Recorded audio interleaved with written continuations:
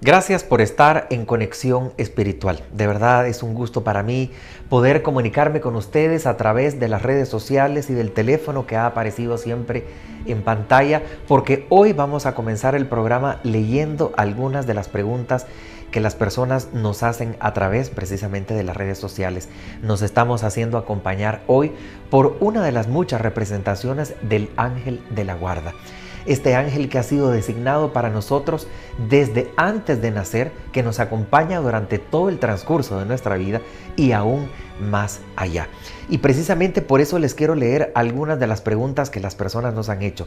Siempre nos dicen que cuáles son las funciones del ángel de la guarda y desde cuándo existen los ángeles de la guarda. Y bueno, los ángeles de la guarda, como todo ángel, ha existido desde antes de la creación del mundo y se ha manifestado su existencia a través de diversos libros religiosos. Ellos han estado en este mundo específicamente para ayudarnos tanto en el plano espiritual como terrenal, provocándonos esa luz y ese mensaje tan importante que viene de lo alto para que sepamos qué hacer a cada paso de nuestra vida. Qué maravilloso saber que cada uno de nosotros cuenta con ese ángel guardián desde antes de nacer, durante el proceso de nuestra vida e incluso más allá.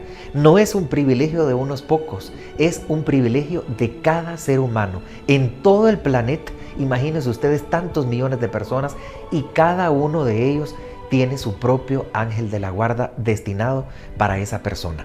Una de las preguntas que nos hacen es cómo se establece una comunicación que sea buena a través con nuestro ángel guardián. Y la verdad es que la comunicación es básica, siempre lo hemos dicho, a través de la meditación y de la oración.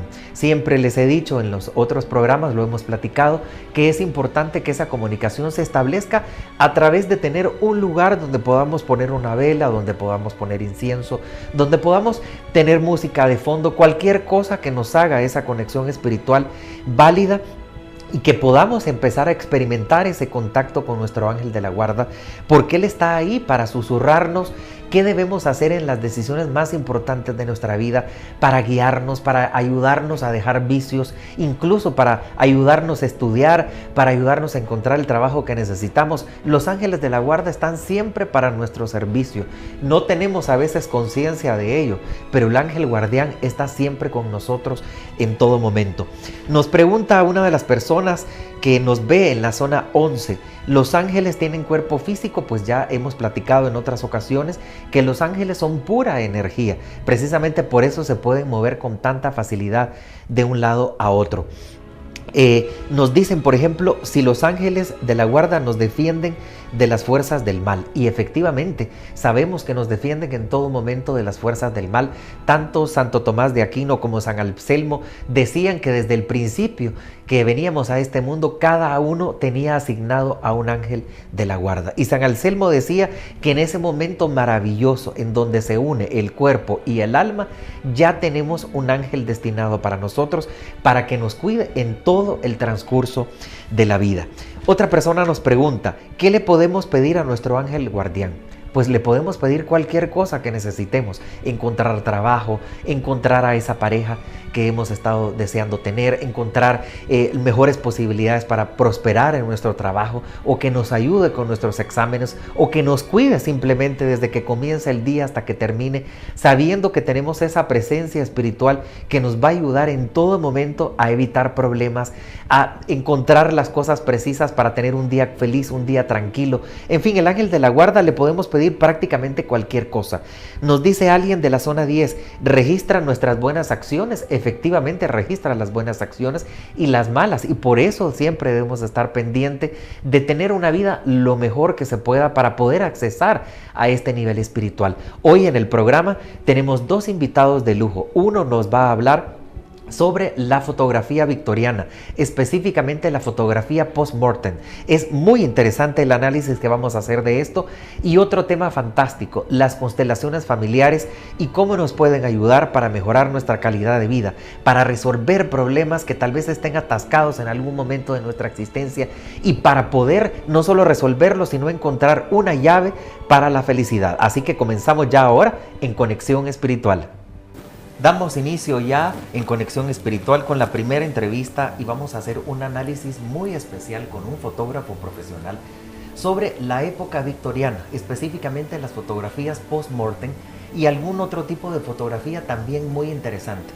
Y es realmente connotable cómo desde 1837 a 1851 la época victoriana marcó al mundo de una manera prodigiosa, sobre todo obviamente en Inglaterra, que se convirtió en una de las metrópolis más importantes en su momento. Estamos hablando de la época industrial, de los descubrimientos de Darwin y en fin, como una reina de apenas 1,52 m, la reina Victoria gobernó desde los 18 años nada menos que 63 años. Y hoy nos acompaña precisamente para platicar sobre todos estos temas Javier Paniagua, diplomado en la Facultad de Arquitectura de la Universidad de San Carlos de Guatemala, fotógrafo profesional y además con una especialización profesional del Instituto de Fotografía de New York, que es una de las más prestigiosas del mundo desde 1910. Así que gracias, Javier, por estar con nosotros en este programa de Conexión Espiritual. Es de gran alegría para mí tenerte aquí porque sé que eres un gran profesional. Y hoy cuéntanos qué es lo que nos vas a platicar. Hoy quiero venirte a platicar sobre las fotografías de fantasmas y fotografías de la época victoriana. La verdad es que en lo personal yo he tenido, digamos, experiencias paranormales, pero aún así me ha costado como creer un poquito en esto de las fotografías de fantasmas y todo eso. Porque me han pasado tantas experiencias como solo, como estando acompañado. Sí. Y esto me ha hecho que me vuelva a replantear la pregunta si existen los fantasmas. Pero antes de iniciar a platicar sobre si son fotografías hechas con montaje, quisiera hablar sobre esta época que tú bien mencionas, que es la época victoriana, donde las fotografías fotografían a los muertos. Era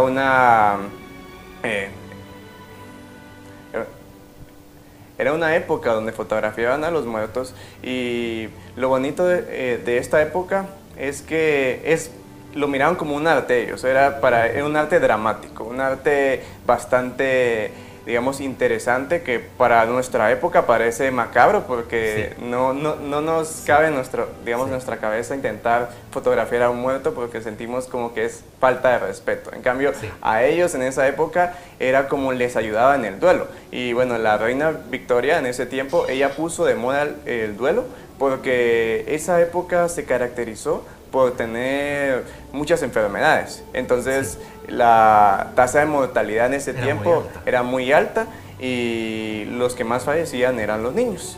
Entonces, como decía, la reina Victoria puso de moda el duelo. ¿Y de qué trataba este duelo? El duelo era de que las familias se fotografiaran a la par de sus muertos. Y la verdad es que es algo bastante macabro y dramático, porque uno ve las fotografías que las vamos a ver luego y uno se impacta, ¿verdad? Porque, y más que paralelamente a la historia porque es en la Revolución Industrial, en el momento que se creó la fotografía por Niepce y Daguerre, eran fotografías de larga exposición. Esto hace un detalle muy especial en las fotografías, porque digamos, al ser de larga exposición se detecta cualquier movimiento. Y los familiares fotografiados a la par de sus muertos, el muerto sale nítido, o sea, porque no se mueve, y la persona aparece completamente con un movimiento, porque siempre tenemos como un leve inclinación o algo así, y eso hace que los muertos se vean nítidos y los vivos se vean algo borrosos. Es algo que le da como esa magia a ese arte. Y hay una frase que la verdad me gusta sobre esta época que se llama Memento Mori, y que en español es recuerda que debes morir. Exacto.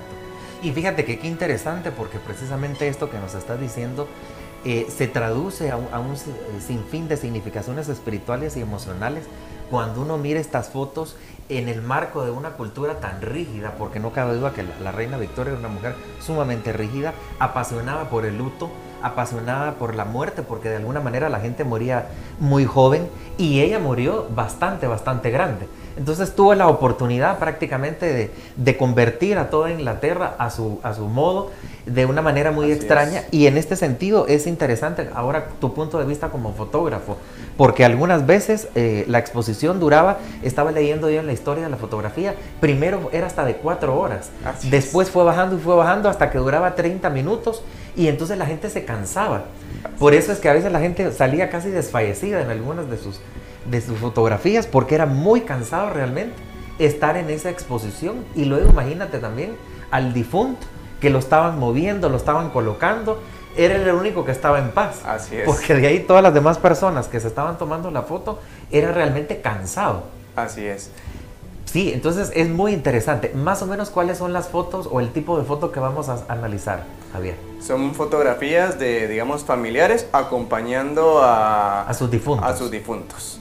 Y también de difuntos completamente solos, digamos, en una silla, rodeado de flores. Y la verdad es que vamos a ver esto y es como te digo, es como una pintura, porque al final no es como solo por salir del paso, tomar la foto, sino que hacen como un pequeño bodegón o un pequeño set para que, digamos, el difunto quede lo mejor. Porque te comento que estas fotografías luego se empezaron a reproducir en tarjetas para regalarlas entre sus familiares. Exacto.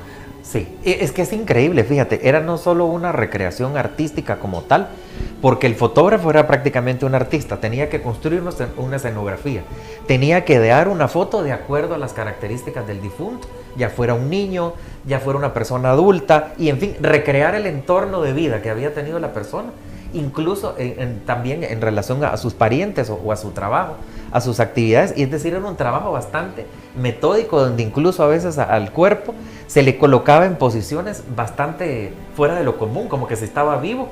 Así es. Y tengo entendido que había mucho retoque posterior también. Así es. Por eso a veces los ojos de las personas vivas aparecían más terroríficas incluso que las del difunto. Aquí tenemos varias fotografías que vamos a ver esos efectos y ahí es donde también quiero empezar, digamos, a hablar sobre el retoque fotográfico, porque digamos, en esa época ya se empezó a hacer retoque fotográfico en las fotos, le pintaban las mejillas, le retocaban los ojos para darle como esa sensación de vida al difunto. Y entonces si nos ponemos a pensar, desde ese entonces viene el retoque fotográfico. Entonces sí existe la manipulación de las placas, porque en este caso eran placas, y puede ser que en algunas, pienso yo, en las otras fotografías que vamos a analizar, que son más de fantasmas, puede ser que exista manipulación y no sea real, pero lo que sí es real son estas fotografías de los difuntos de la época victoriana. Perfecto, vamos a pedir entonces que nos vayan colocando ya las fotografías para que ustedes miren. Por ejemplo, esta es una de mis favoritas.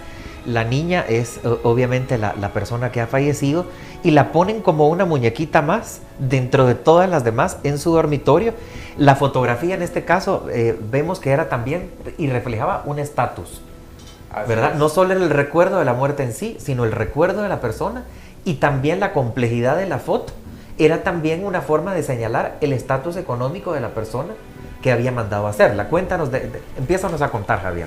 Pues fíjate que investigando sobre esta fotografía, la intención de los padres al crear este set era que tener la sensación de vida, de que la niña se durmió mientras estaba jugando con sus muñecas. Sí. Y como podemos ver aquí, se utilizó flash, porque vemos la iluminación que es bastante fuerte, es un flash bastante directo, y fue una fotografía que se realizó en larga exposición. Esto hace que se vea completamente detallado y lo siniestro y lo dramático de la imagen, ¿verdad? Sí. Porque podemos ver que todas las muñecas tienen los ojos abiertos. Menos la niña, la difunta. Menos la niña. Y ella se ve como que se estuviera durmiendo. Así es. No cabe duda. Esa es la sensación que querían crear con esta foto, como diciendo que todavía está viva, pero se durmió jugando con sus muñecas. Porque al final es como un recuerdo de los difuntos, porque decían que les ayudaba al duelo, les ayudaba a que ellos llegaran más allá y que no les facilitaba el duelo después de la muerte. Exacto. Vamos a seguir viendo, por favor. Esta, descríbenos, Javier. En esta fotografía podemos ver dos niñas que son gemelas. El problema aquí fue que una falleció y la otra está viva. Entonces tenemos a la hermana que acompaña a su hermanita ya difunta. Para mí esta foto es como que bastante dramática, ¿verdad? Sí. Porque podemos ver la mirada de tristeza que tiene la niña viva. De la niña viva que tiene al estar acostada sobre su hermana. Y podemos ver que también le colocan detalles de flores, las vistieron exactamente igual, pero la fotografía sí me da una sensación así, no sé, bastante dramática y esta me transmite mucha tristeza, mucha tristeza. Imagínate lo que sería hoy tomarse una foto con un difunto de esa manera. Yo creo que sería súper criticable, pero en aquel entonces era realmente un acto de amor hacia el pariente que se había muerto, un tributo. Así es. Y ahí lo podemos ver cómo la colocaron a ella en una actitud como que si estuviera relajada y descansada. Así Mientras es. la niña, como dices tú, con aquella mirada tan penetrante y tan triste. Sí, tiene una mirada Muy bien. de tristeza. Qué interesante, sigamos viendo, por favor. Esta, ¿cómo la describe? Aquí es el bebé.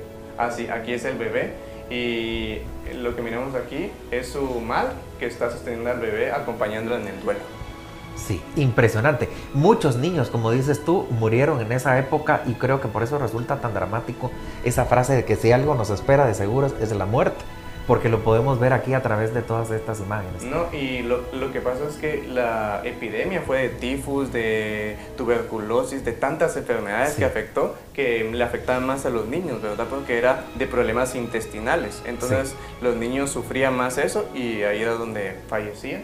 Y luego que se puso de moda esto, hacían estas fotografías donde aquí podemos ver la mirada de la madre, la siento que es bastante neutral. Sí. Está como que, siento que está acompañando a su hijo en el duelo y el duelo parece, y el hijo parece que está dormido, ¿no? Parece que está dormido. Sí, eso es lo que me gusta más de este arte, es como que en realidad el hijo está, digamos, es un difunto, pero lo bonito de esto es que parece que está vivo.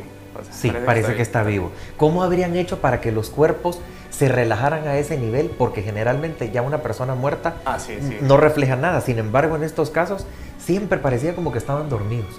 Reflejaban aparentemente mucha paz.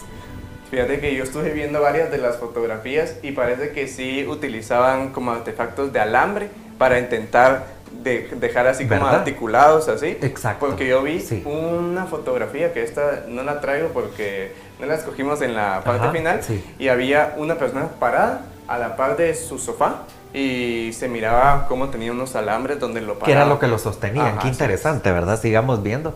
Esta, por ejemplo, otro niño también difunto. Sí, con sus padres acompañándolo en el duelo y podemos ver otra vez que se ve completamente dormido, cuando en realidad se puede reflejar la mirada más de la madre, ¿verdad? Sí. Una mirada de tristeza. Sí. El padre con una mirada muy seria, muy penetrante. Y como te digo, estas fotografías se realizaban digamos, en placas. Y esta fotografía creo que fue después de la mitad de la época victoriana, porque ya era más fotografía instantánea, ya no era de las que duraban 2 a 4 horas. Sí. Porque se tomaba, porque si te das cuenta, se ve más nítida que las anteriores fotografías. Sí, visualizamos mejor la fisonomía. Sigamos viendo, por favor. Este es impactante realmente. Sí, eso es impactante. Aquí podemos ver que la vistieron, ¿verdad? Sí. ¿Qué me puedes tú decir sobre esto? Pues es que me sobrecoge mucho la mirada, la espiritualidad que tiene esto y la visión que tienen ellos de la muerte, porque de alguna manera para los vivos debe haber sido un poco desgarrador, pero también un poco emotivo saber que tenían una foto de los últimos momentos antes de que el cuerpo fuera ya invisible para el entierro y en fin, todas esas cosas. Y aquí lo podemos ver, sobre todo tanto niño, es bastante conmovedor, la verdad. Fíjate que, y a mí ver este tipo de fotografías vino a como pegarme así un poquito duro, porque fíjate que yo soy de los que cuando voy a los velorios, a las velas, no me gusta ir a ver al muerto en la caja. Sin embargo, en esta fotografía de la época victoriana me topó con ver y la verdad que me interesó bastante porque es muy bonito el tema. Es muy bonito. Sigamos viendo, por favor. Aquí otro niño, ¿verdad? Mira, esta fotografía me impacta. Porque ahí está la madre sosteniéndolo al niño, porque se ve como alguien con sábanas o algo puesto. Así ¿verdad? es, pero fíjate que no sé por qué y yo pienso que es como una figura de la muerte que está sosteniendo y llevándose al niño que está, digamos, porque si podemos ver, los dos hermanos están a la par y son los que están completamente llenos de vida. Y la niña que está en medio es la que está, digamos, sostenida por algo que da la idea de que es la muerte. Así es, da la idea que es la muerte. Ajá, sigamos viendo, por favor.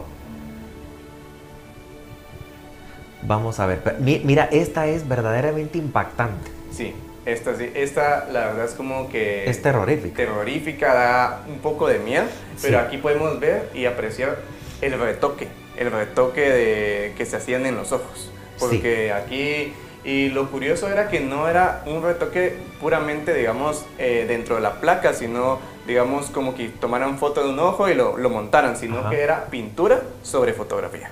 Sí, pues. Para dar ese efecto que querían ellos, como que el niño se viera vivo, pero lo que hicieron es darle ese toque feo, ¿verdad? Misterioso y Sí, aquí podemos ver como que la macabro. mirada bastante perdida y lo que tiene en la boca es, digamos, su comida, que acaba de comer y querían darle esa sensación de que acaba de comer, es una foto después de que comió, por si lo puedes ver aquí, que tienen como que en la barbilla, como Sí. comida. Más bien parece como que hubiera vomitado o una cosa así.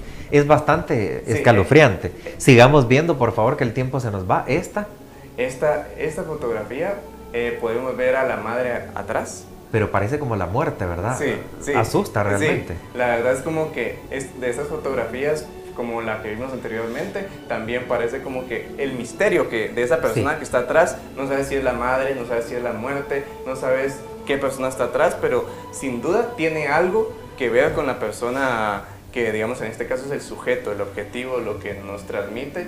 Y te das cuenta, aquí le colocaron una corona de flores, Sí. la sentaron y... Y es un reclinatorio, ¿verdad? Así es, pero es bastante impactante. Este es impactante y es toda la familia que fue asesinada, parece. Así es.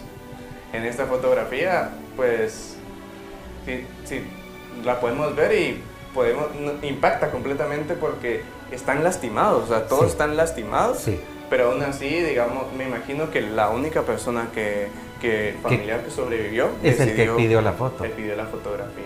Pero es trágico ver esto. Es trágico, Es sí. trágico. Esta, mira, son más niños también. Sí, estas son ya creo que ya de las últimas fotografías Ajá. que vamos a analizar de la época Sí. victoriana. Aquí podemos ver, digamos, cómo en la primera fotografía del lado izquierdo podemos Ajá. ver dos niñas que, digamos, las vistieron igual y están, digamos, están en su duelo y pues es bastante impactante esa fotografía. La que está en la silla negra es la niña difunta. Ah, yo hablaba de la del lado izquierdo. Sí, pues sí, esta otra, que parecen dos angelitos realmente. Sí, es sí, una belleza. Dos angelitos y predomina el color blanco, ¿verdad? Es Sí. como que ya están como que dos angelitos. El color blanco es como limpieza, ¿verdad? Sí, es como claro. que dos niños que Sí, hay se van. una connotación también. Sí. Y en el otro lado, pues aquí me confunde un poco porque es difícil distinguir. ¿Quién es la viva y quién es la muerta? Así es. Pero si podemos ver, tal vez por la mano que la tiene acá sobre la Ajá, silla sí. y está agarrando a su hermana, que podemos definir que la silla negra es La de la que silla está. negra. Continuemos, por favor. Pero miren, es realmente impresionante. Yo creo que el tiempo ya se nos ha ido bastante rápido, Sí, pero sí. la verdad es que desde tu punto de vista como fotógrafo, ¿cómo podrías contraponer el trabajo de estos fotógrafos de la época victoriana con el actual desde tu perspectiva? Pues fíjate que la verdad es que yo pienso que cada época tiene su arte y va con la época, es contemporáneo y ahí obviamente por la situación social, porque todo fotógrafo maneja su arte según digamos, el ecosistema donde se mueve. En ese Sí. momento el ecosistema era rodeado de mucha muerte, Ajá. entonces lo que más beneficiaba tanto como arte y para económico era más que todo tomar fotografías a los muertos, porque se volvió muy popular en Sí. esa época. Todos los fotógrafos tenían un estudio donde te ofrecían fotos para tus difuntos. Sí. Increíble, fíjate. Y cómo el trabajo fotográfico ha sido una forma también de fotografiar la cultura, de fotografiar los sentimientos, los espíritus, las emociones de la gente a través de los procesos históricos. Ha sido de veras un gusto, Javier, tenerte con nosotros. Sabemos que eres un gran profesional. Por supuesto va a aparecer la información de Javier en pantalla porque él es un fotógrafo capaz de poder hacer muchísimas cosas. Así que te deseamos todo lo mejor. Ha sido para nosotros una gran alegría contar contigo en Conexión Espiritual y nosotros seguimos después del corte comercial.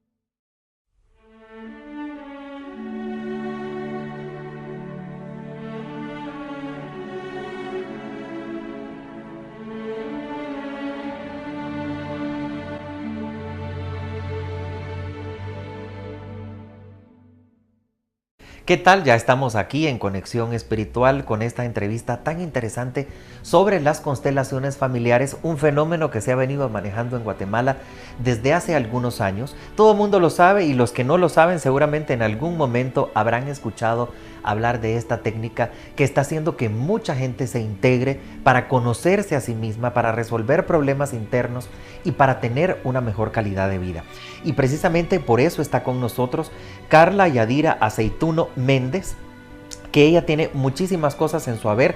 Es especializada en rehabilitación cardiovascular, fundación de la Asociación Guatemalteca de Terapia de la Mano, es formadora de la primera generación de constelaciones familiares de Guatemala y además presidenta de la Asociación Guatemalteca de Facilitadoras de Constelaciones y fundadora del Instituto de Constelaciones Familiares con la técnica Hillinger, ¿verdad? Así es. Gracias, Carlita, por estar con nosotros. Es un privilegio para mí tenerte aquí en el programa. Hemos platicado, como lo hemos dicho fuera de cámara, lo importante que es que en este momento gente como tú venga al programa y tener la apertura a través de este canal y de este programa para que la gente sepa cómo es que se está manejando la espiritualidad en este país, porque uno oye estas cosas y piensa que es algo como muy astral, algo como muy lejano, pero no, son cosas que suceden aquí.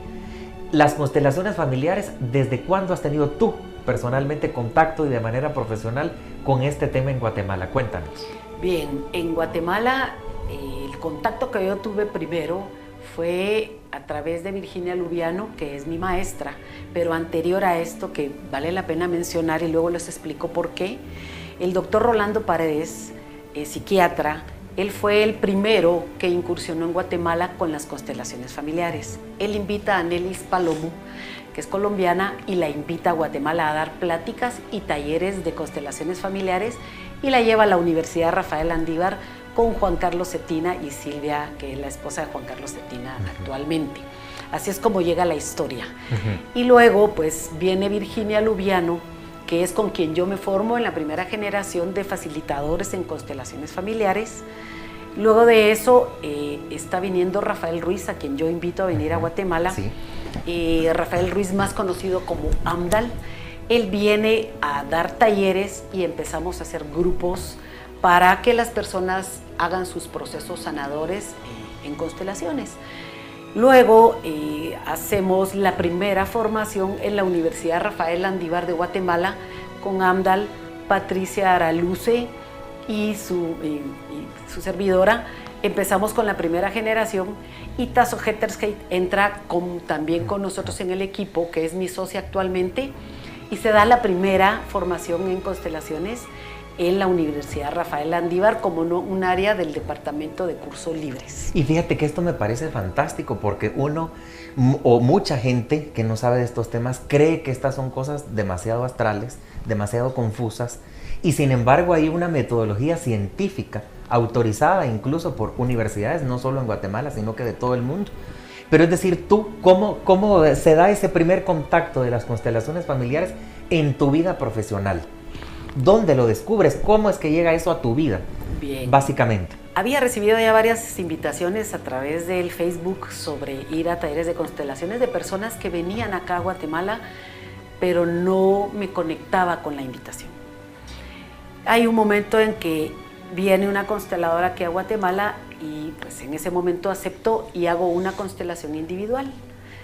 Y en ese momento me llama la atención ver qué es lo que pasa, cómo es que funciona, y empiezo a investigar, y es ahí donde yo empiezo a incursionar ya en las constelaciones familiares, y tanto así que voy a buscar a Rafael Ruiz para traerlo a Guatemala y poder compartir con la población guatemalteca sobre esto, al mismo tiempo que yo iba a investigar, a conocer, a saber más sobre cómo funcionaba y por qué funcionaba así las constelaciones familiares. Y cuéntanos desde tu punto de vista, porque a veces uno, o en el internet, o por información, qué sé yo, que recibe uno de muchos lugares, no sabemos exactamente o no tenemos la idea conceptual. ¿Qué son las constelaciones familiares y para qué nos sirven? Gracias, Manuel. Realmente las constelaciones familiares, Bert Hellinger, que es quien las desarrolla, él explica que él no las crea, él las desarrolla porque él tiene un primer contacto con Thea Schoenfelder cuando él va a sus prácticas de psicoterapia y ella ya trabajaba las constelaciones familiares. Él se queda impactado de lo que él vivencia mientras es un representante en constelaciones familiares y se queda con esa inquietud. Luego se va a las montañas rocosas y con Ruth McClendon y Les Cadiz, que son psicoterapeutas, y en el trabajo psicoterapéutico, él vuelve a incursionar con las constelaciones y le llama muchísimo la atención de ver cómo se manifiesta la información, ¿verdad? Entonces, es ahí donde él empieza a platicar, a hablar y a desarrollar primero le llamaban una terapia. Son 3 tiempos los que existen en las constelaciones familiares, que es importante conocerlos y las personas que trabajamos en esta área, que es una filosofía de vida, debemos de conocer esos 3 tiempos. El primer tiempo es cuando era considerado una terapia, ¿verdad? En donde había mucha intervención del terapeuta, que por lo general eran psicoterapeutas, psicólogos los que estaban a cargo, y había mucha participación y mucho movimiento y mucha, se puede decir, intrusión de parte del terapeuta, que luego Hellinger lo reconoce. Luego tenemos el segundo tiempo, que es cuando se hablan de los movimientos del alma, que es en donde nos damos cuenta en dónde estamos atrapados o en dónde estamos, le llaman en algunas corrientes, les llaman cadenas, en otras le llaman implicaciones, en otros le llamamos nudos, pero es qué es lo que está impidiendo que nosotros podamos desarrollarnos y llevar a cabo nuestro destino. Y el tercer tiempo, que son las constelaciones o los movimientos del espíritu, que es con lo que se trabaja actualmente. Todo esto lleva un camino bien fundamentado.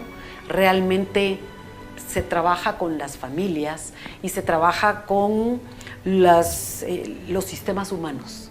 Las constelaciones familiares sirven para trabajar con todos los sistemas humanos. Entonces, Bert Hellinger encuentra en todo lo que él investiga, con todas las corrientes que él conoce, a un hombre muy preparado que aún vive, alemán, y da formaciones todavía en Alemania. Nosotros tuvimos con Tasso el honor de formarnos con él, también dentro de todas las formaciones que tenemos. Y las constelaciones familiares, él le pone este nombre porque dice que las familias son como las constelaciones de estrellas. Lo que pasa con una estrella afecta a toda la constelación, a todas las demás.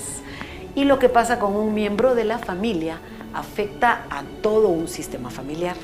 Entonces, en las familias van pasando diversas situaciones en donde hay cosas que no se resuelven y se van quedando pendientes. Exacto. Y eso se va pasando transgeneracionalmente. Entonces, a eso es a lo que llamamos implicaciones, situaciones que no se han resuelto en la familia y que luego se empiezan a repetir. Patrones que podemos ver, por ejemplo, generaciones de mujeres con cáncer, podemos ver generaciones de hombres viudos, una enfermedad, alguna situación que se está repitiendo constantemente. También dentro de esto están las creencias, están los mandatos y todo lo que en una familia se está repitiendo constantemente. Entonces, ¿qué es lo que pasa ahí? Bert Hellinger habla de los órdenes del amor. Y esos órdenes del amor son 3 que él encuentra y que con eso funcionan todos los sistemas humanos. El primero es el derecho a la pertenencia, que todos tenemos derecho a pertenecer. Muchas veces excluimos a miembros del sistema de una manera inconsciente y ese excluido va a estar resonando en el sistema familiar. ¿Y cómo va a resonar?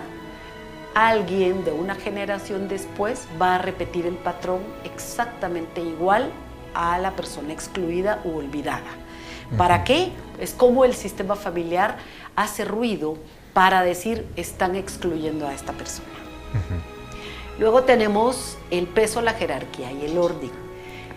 Esto quiere decir que todos tenemos un lugar y que nuestra llegada al sistema va de acuerdo en el momento que llegamos, que vamos acercándonos al sistema. Por ejemplo, está el padre, la madre y los hijos en el orden en que van llegando. Entonces, por antigüedad, esto tiene un peso y una jerarquía. En los sistemas familiares también existe ese peso, esa jerarquía y ese orden. Y cuando se pierde ese orden, empezamos a tener problemas en el sistema familiar. Por ejemplo, cuando un hijo quiere mandar a los padres o colocarse en un lugar que no le pertenece, empieza a desordenarse el sistema. La otra es el equilibrio entre dar y tomar, que todo se mueve en la vida así, a través de que nosotros, para poder dar, primero tenemos que tomar. No podemos dar lo que no tenemos. Entonces, tomamos la vida de nuestros padres para luego nosotros irla pasando como en una fuente romana, como dice Hellinger. Y fíjate que qué interesante, porque habíamos platicado antes de comenzar el programa la vida de Hellinger, que es una vida realmente marcada hasta cierto punto por la tragedia, porque él incluso fue prisionero de guerra en la época nazi, siendo alemán, y que no compartía las ideas que se estaban dando históricamente, y cómo él pasa 16 años de su vida en grupos misioneros, dándose cuenta que este nivel de conciencia del que estamos hablando ahora, esa filosofía de vida, se podía convertir en lo que es ahora. 64 libros estamos hablando que él ha publicado en más de 25 años. Es realmente impresionante, y creo que ahora la pregunta obligatoria sería: ¿quién es el que entonces debe tomar un curso de constelaciones familiares? Cualquiera. Todos tenemos problemas, todos tenemos situaciones que resolver. ¿Quién es el que debe necesitar esta terapia en la vida? Bien, gracias, Manuel. Realmente, en el momento que las constelaciones estaban dentro de la psicoterapia, solamente podían tomarlo los psicólogos. Hay un momento cuando se da en los 90s, viene Hellinger y él dice: esto va más allá de la psicoterapia. Esto tiene que ver con la vida misma y realmente se tiene que abrir. Entonces, exacto, él la saca del área de la psicoterapia y lo abre para todas las personas. ¿Quiénes pueden formarse como consteladores familiares o como facilitadores en constelaciones familiares? El único requisito que necesitamos es que sea una persona mayor de edad, que esté dispuesto o dispuesta a hacer un proceso sanador profundo, que sea capaz de honrar a su padre y a su madre, que sea capaz de exponerse. Exponerse, ¿por qué? Porque es parte del proceso sanador el podernos exponer para poder ir sanando y para poder ponernos al servicio de la vida. Si yo no estoy dispuesta a ponerme al servicio de la vida, no puedo ser facilitadora, ¿verdad? Ese es uno de los requisitos que Hellinger ha mencionado, y realmente está abierto para todas las personas que deseen formarse como facilitador. Claro, muchos de los profesionales de la salud, de la psicología, terapeutas Gestalt, terapeutas de programación neurolingüística, son las personas que más se acercan, pero realmente está abierto para todos. Y precisamente después del corte comercial nos vamos a ir a platicar un poco sobre esto, sobre la formación del Instituto de Constelaciones Familiares de Guatemala, porque es algo muy importante que sepamos cómo funciona, cómo se imparten estos cursos, cómo podemos entrar a eso, y que cada vez tengamos más información de primera mano de los profesionales certificados en estas materias.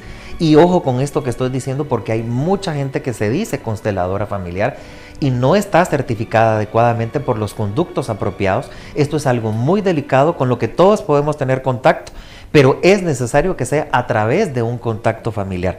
Así que después del corte comercial vamos a seguir estudiando este fascinante tema. Siga con nosotros en Conexión Espiritual.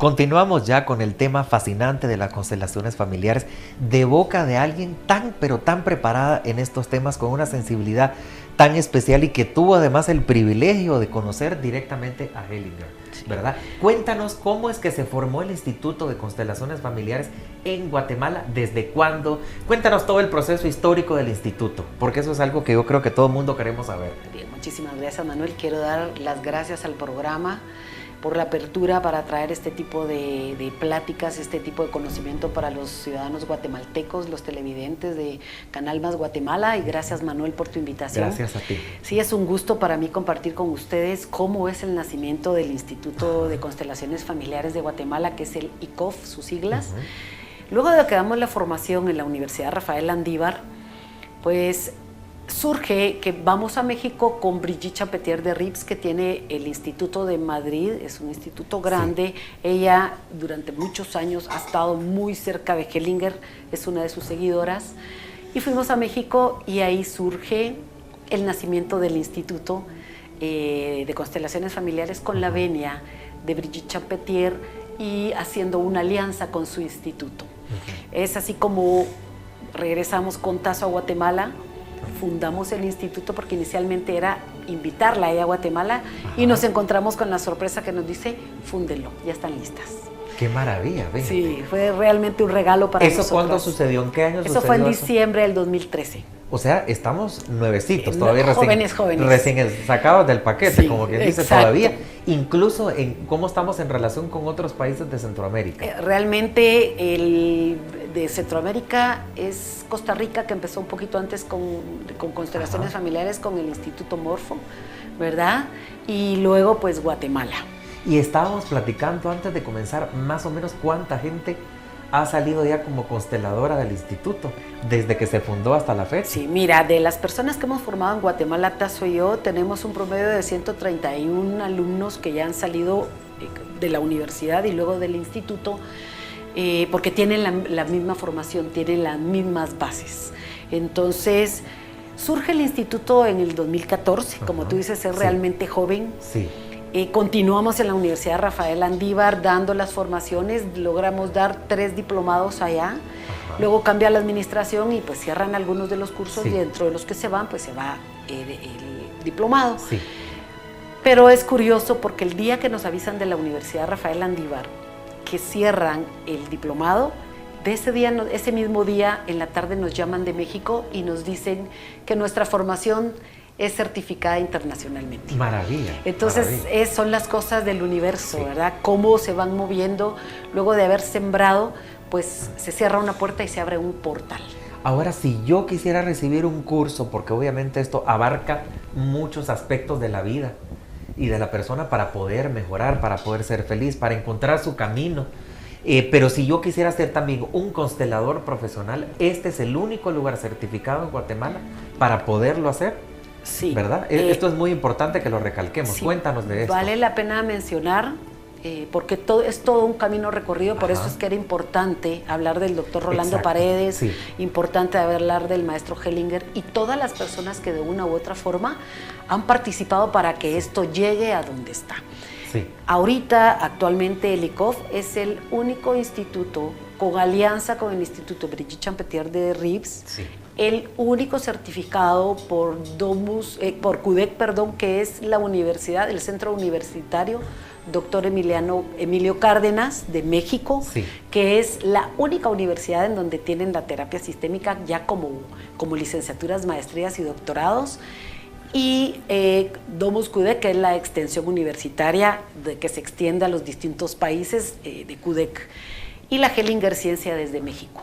Es el único instituto en Guatemala que tiene esa certificación y pues sí, hemos dado los pasos necesarios, la seriedad y llenar todos los requisitos, la evaluación de nuestro pensum para poder aplicar y poder estar como el instituto que está certificado a ese nivel. ¿Y en cuánto tiempo logra uno graduarse o profesionalizarse como constelador? Bien.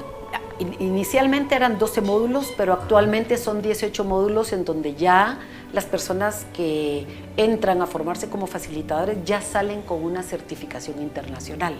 ¿Qué quiere decir esto? Que ese diploma en cualquier parte del mundo es válido. ¿Por qué? Porque está certificado por CUDEC y por la Hellinger Ciencia desde México, lo que le da el aval internacional. Perfecto. Entonces son 18 módulos, eso corresponde a 1 año y medio de formación. ¿La gente puede comunicarse directamente al instituto con ustedes? Sí, para pueden poder comunicarse. solicitar toda la información. Hay una página, Instituto Constelaciones Familiares, en Facebook lo buscan así, y tenemos en el correo también pueden www.icofguatemala.com, donde está la página del instituto, y también pueden comunicarse al 5504-2582, que es mi teléfono, y al 5646-6515, que es el teléfono de mi socia. Perfecto. ¿Verdad? Con mucho gusto estamos para servirles. Qué interesante. Y mira, ¿cómo es que en Guatemala hemos vivido, por decirlo así, tan fragmentados? Porque emocionalmente yo creo que todos hemos vivido situaciones históricamente difíciles, también familiares, pero hablando un poco para que no se nos vaya el tiempo sin que comentemos la esencia de esto. ¿Cómo puedo yo empezar a trabajar dentro del parámetro de los cursos todas esas áreas oscuras o esos nudos, como tú nos decías al principio, que a veces resultan tan dolorosos? ¿Podrías decir que existe un mapa, por decirlo de alguna manera, de las dolencias o de las tristezas o de las trabas más grandes que tenemos? ¿Cuáles serían? Sí, pues a nivel familiar tenemos duelos no resueltos, tenemos dificultades de salud que se repiten constantemente en las familias, porque las familias son un sistema único, en donde ellos, de acuerdo a su historia, porque no hay una familia que sea igual a la historia. Exacto. Entonces, cada familia va teniendo su propia historia. Por eso es que en constelaciones no se juzga, porque cada familia tiene su propia historia y sus propias implicaciones. Sí. Guatemala es un sistema, como yo les decía inicialmente, sí. Esto funciona con todos los sistemas humanos.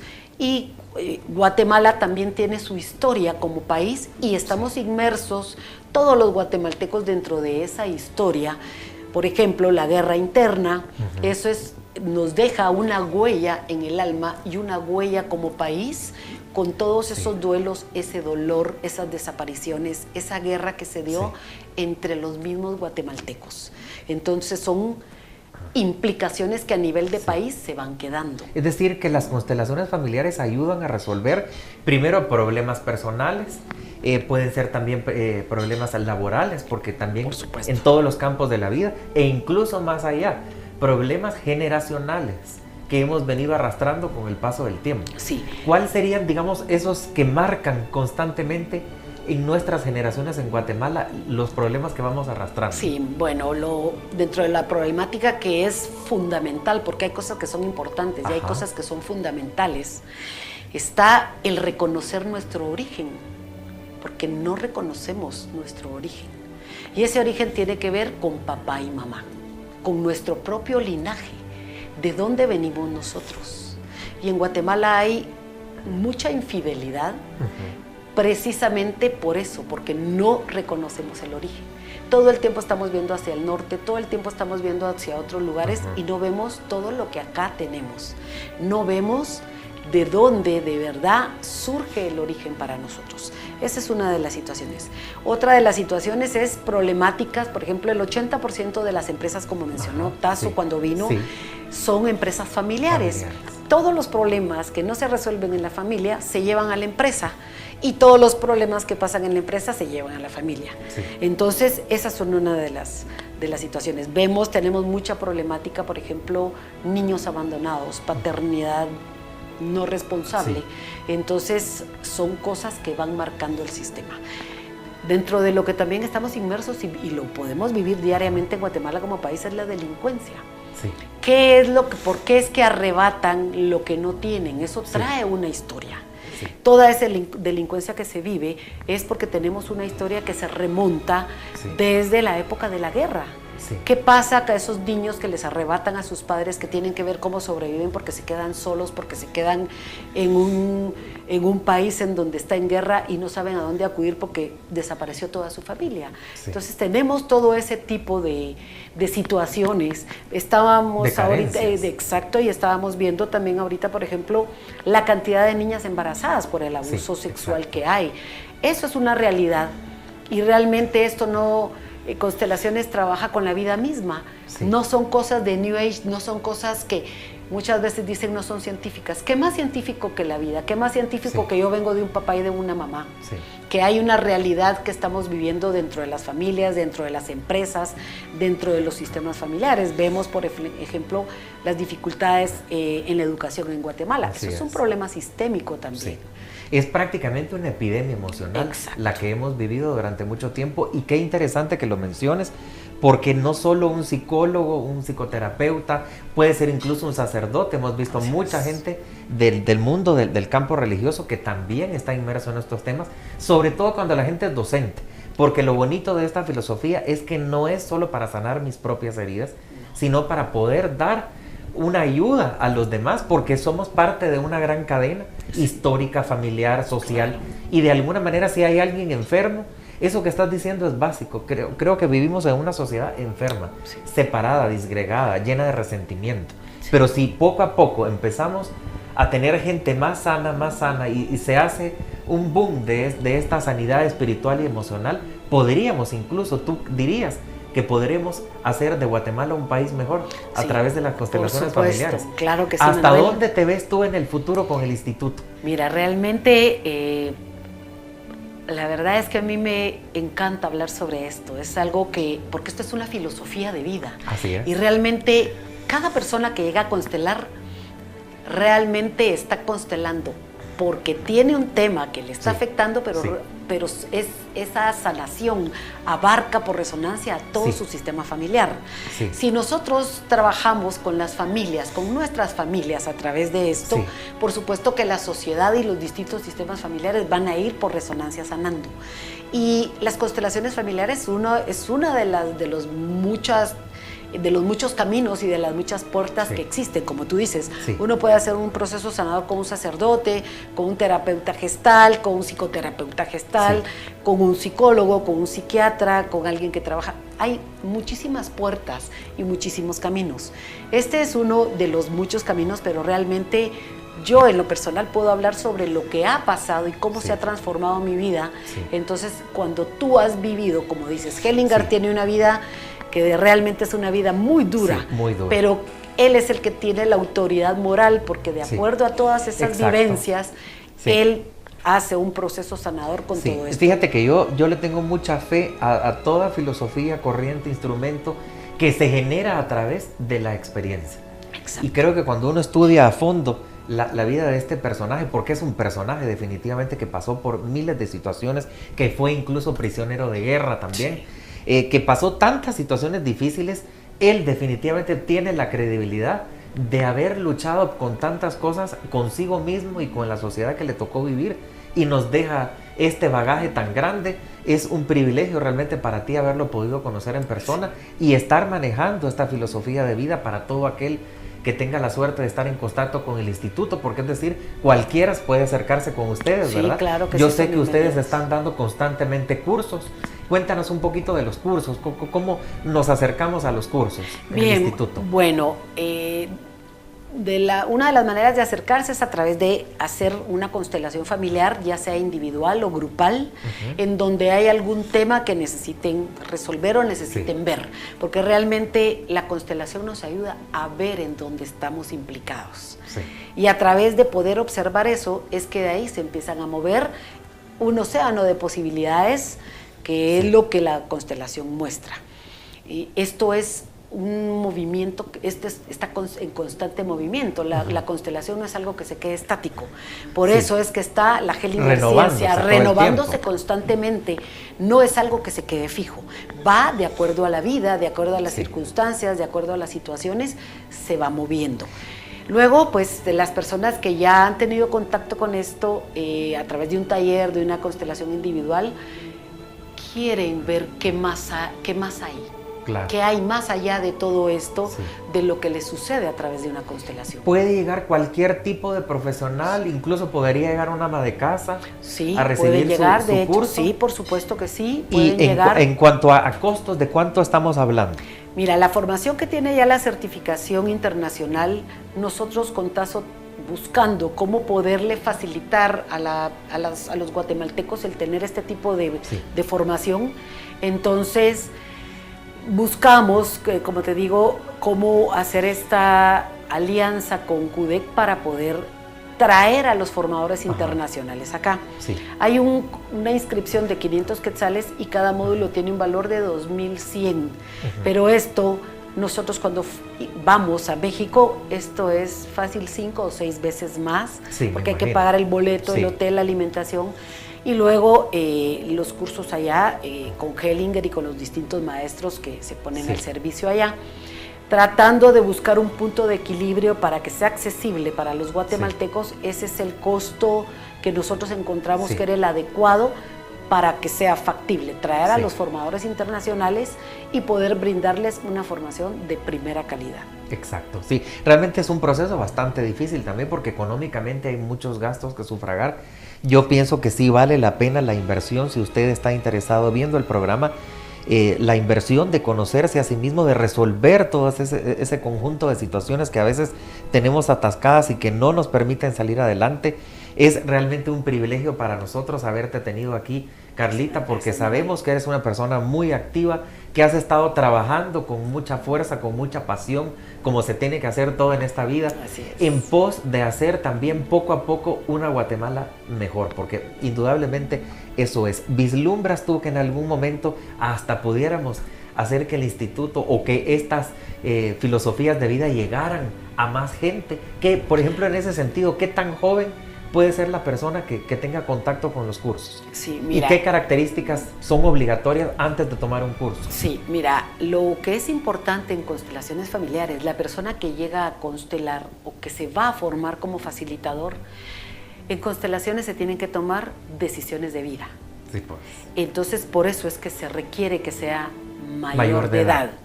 Pero nosotros aquí en Guatemala tenemos adultos de 15 años que son capaces Ajá, de sí, pues. sostenerse por ellos mismos. Ajá. Eso ya es un adulto. Y tenemos niños de 60 años o niños de 40 años que se descolocan constantemente y que no saben cuál es su lugar adecuado y que no están. O por ejemplo, un hijo de 40, 50 años que todavía vive con sus Sí. padres, ese todavía no es un adulto, esa persona Exacto. no es una adulta. Entonces, por diferentes circunstancias, pero es lo que hemos podido ver a través de las constelaciones familiares. Entonces, sí es un requisito que sea una persona, ya un adulto, porque hay decisiones de vida que tomar, ¿verdad? Con Tazo estamos pensando también para las personas que no tienen acceso a la formación, abrir una especie de, no le llamaríamos diplomado, sino un proceso un proceso personal que no se van a formar, pero van a tener cierto acercamiento a las constelaciones familiares como un proceso de vida, porque tenemos que incluir a todas las personas, Exacto. que todas tengan la oportunidad posibilidad de poder acceder. Incluso el instituto tiene un área de proyección social, Ajá. en donde nosotros vamos a hacer talleres para que las personas también Tengan acceso. Exacto, que todas las personas en Guatemala tengan acceso a esto. Y qué interesante, desgraciadamente el tiempo como siempre se nos terminó rapidísimo, pero gracias Carlita por haber estado con nosotros. Definitivamente tu carita la vamos a seguir viendo en muchos programas, hay muchas cosas más que vamos a seguir ahondando, no podemos hacerlo solamente en este programa, pero por supuesto que estás invitadísima, ya lo sabes, a continuar con este y muchos temas más. Y usted, por favor, no se despegue de Conexión Espiritual porque tenemos más. Me encanta siempre recibir la interacción a través de nuestras redes sociales o del teléfono que aparece en pantalla para saber exactamente qué es lo que piensa la gente. Y me maravilla siempre cómo las preguntas de las personas nos hacen desarrollar esta capacidad y esta conexión que estamos desarrollando en el programa para saber qué es lo que piensa la gente. Y me encanta saber que hay mucha gente en Guatemala que cree que los ángeles son presencias que están con nosotros en todo el momento de nuestra vida, desde que nacemos hasta que morimos, y cómo los ángeles pueden cambiar radicalmente nuestras vidas. Obviamente el proceso de tener comunicación con los ángeles de la guarda, con cualquier otro tipo de ángel o con los 7 arcángeles, como hemos platicado en otros programas, requiere un ejercicio, por supuesto, en primer lugar de fe, y luego de oración, de meditación y de empezar a ejercitarnos espiritualmente para desarrollar este contacto tan importante. Guatemala es un país que está atravesando, como muchos otros, por una metamorfosis de cambios, de necesidades, de dolores, de angustias, donde a veces parece que lo económico es lo único que nos interesa, pero por supuesto que tenemos que mantener un equilibrio sano que nos permita ser personas integrales en todos los sentidos. Hemos visto cómo el trabajo de las constelaciones familiares es maravilloso porque podemos descubrir y sanar nuestro yo interno. Podemos realmente trascender a nuestros propios problemas y convertirnos personas que estén dispuestas hacia la felicidad. Siempre lo digo en los programas, nadie nos puede quitar la felicidad ni la opción de elegir cuáles van a ser las cosas en nuestro destino que nos van a hacer llegar justo donde queremos llegar. Y precisamente una de las preguntas que nos hacen a través de las redes sociales es qué pasa con las mujeres embarazadas, si tienen solamente un ángel guardián o hay 2 ángeles guardianes, es decir, el de la madre y el del niño que está por nacer. Y esta pregunta es verdaderamente mágica porque efectivamente una mujer embarazada ya tiene 2 ángeles de la guarda que la están cuidando, el de ella y el del niño. Y en este sentido me preguntan si se puede establecer un contacto con el ángel guardián de otras personas. Efectivamente, por ejemplo, la madre que está embarazada ya puede establecer ese contacto con el ángel guardián de su hijo, y también el padre puede hacer también contacto con el ángel guardián de su hijo. Y si todos empezamos alrededor de esa vida que nace a establecer ese contacto, el niño obviamente va a tener una vida mucho más llena espiritualmente y va a ser una persona que va a lograr más cosas en el camino de la vida. Si nosotros desarrollamos también la parte espiritual, la parte de la física o la emocional, vamos a ser personas integrales que vamos a poder lograr prácticamente cualquier cosa que nos propongamos.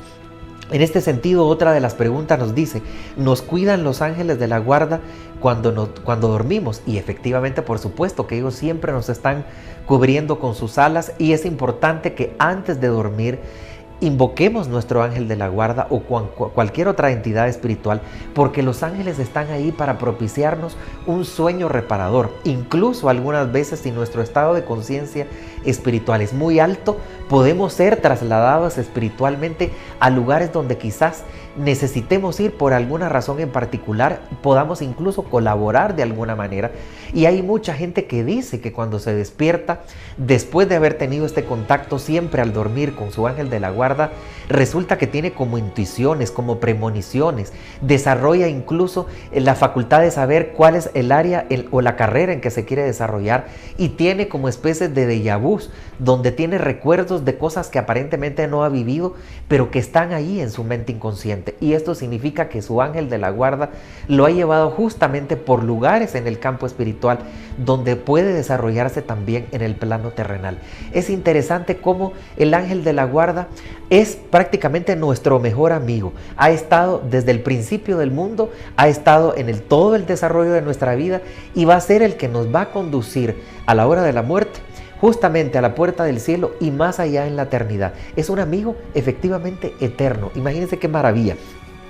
Otra de las preguntas nos dice, ¿los ángeles guardianes existen o están todos unidos cuando hay varias personas que integran un mismo hogar? Por supuesto que sí, los ángeles guardianes se comunican entre sí. Yo le puedo pedir a mi ángel guardián que se comunique con el ángel guardián de otra persona, no importa la distancia. Yo puedo comunicarme a través de mi ángel guardián también con los 7 arcángeles y cualquier otra entidad espiritual con la que yo necesite comunicarme. Los ángeles están ahí, acuérdense que son mensajeros. Ángel significa mensajero, para hacernos llegar esos mensajes de lo alto, porque ellos están para eso, para ayudarnos en todos los momentos de la vida donde necesitemos saber o tener una respuesta para saber cómo conducirnos en este mundo. Es maravilloso pensar que realmente, a pesar de las dificultades de la vida, de las tristezas o de los dolores que involucra estar en este mundo, nunca realmente estamos solos. Tenemos, por supuesto, al Hacedor, al Creador de todo, que es Dios Todopoderoso, pero también tenemos a estos amigos espirituales a los que todos podemos tener acceso. No es un privilegio de unos pocos. Incluso la gente más buena o la más mala en este mundo tiene su ángel guardián y puede estar en contacto con situaciones espirituales. Somos nosotros los que nos damos la oportunidad de saber en qué momento queremos establecer este contacto, de hacer este ejercicio espiritual para poder conectarnos con estas cosas tan maravillosas que nos pueden ayudar a ser mejores personas. De eso se trata Conexión Espiritual. Ha sido un gusto para mí poderlos recibir en el programa. Espero que siempre se sigan comunicando a través de nuestras redes sociales y del teléfono que aparece en pantalla, para que ustedes me cuenten cuáles son sus impresiones, para que me digan si quieren a alguien en particular en el canal para una entrevista, o si usted quiere una lectura del tarot, igual puede comunicarse con nosotros para venir al programa. Recuerde que en Conexión Espiritual lo que queremos es que su vida, la de su familia, la gente con la cual usted trabaja, el entorno de su vida social e incluso Guatemala misma logren ascender a campos espirituales que nos permitan a todos evolucionar como nación, como cultura y como país. Todos necesitamos eso, de manera personal y de manera también global. El planeta mismo necesita de nuestras oraciones y de nuestro acercamiento con las entidades espirituales que nos ayuden a todos a formar un mundo y a heredar un mundo mejor para los que vienen detrás de nosotros. Gracias por haber estado con nosotros. Tenemos una cita siempre aquí en Canal Más Guatemala, en Conexión Espiritual con Manuel Antonio. Hasta pronto.